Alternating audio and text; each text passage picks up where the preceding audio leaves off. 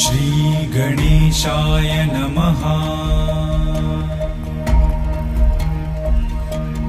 ॐ जपाकुसुमसङ्काशं काश्यपेयं महाद्युतिं तमोरिं सर्वपापघ्नं प्रणतोऽस्मि दिवाकरम्।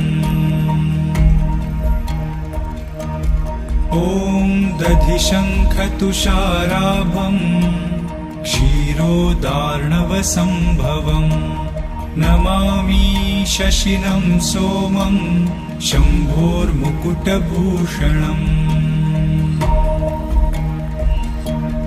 ॐ धरणीगर्भसम्भूतं विद्युत्कान्तिसमप्रभं कुमारं शक्तिहस्तं च मङ्गलं प्रणमाम्यहम्। ॐ प्रियङ्गुकलिकाश्यामं रूपेणा प्रतिमं बुधं सौम्यं सौम्यगुणोपेतं तं बुधं प्रणमाम्यहम्। ॐ देवानां च ऋषीणां च गुरुं काञ्चनसन्निभं बुद्धिभूतं त्रिलोकेशं तं नमामि बृहस्पतिम्।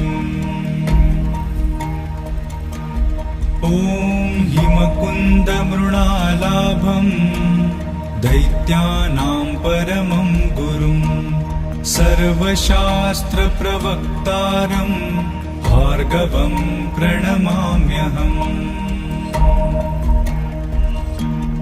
ॐ नीलाञ्जनसमाभासं रविपुत्रं यमाग्रजं छायामार्तण्डसम्भूतं तं नमामि शनैश्चरम्।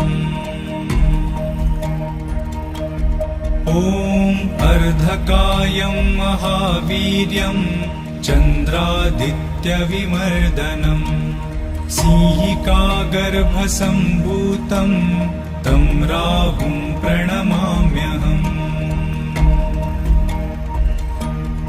ॐ पलाशपुष्पसङ्काशं तारकाग्रहमस्तकं रौद्रं रौद्रात्मकं घोरं तं केतुं प्रणमाम्यहम्।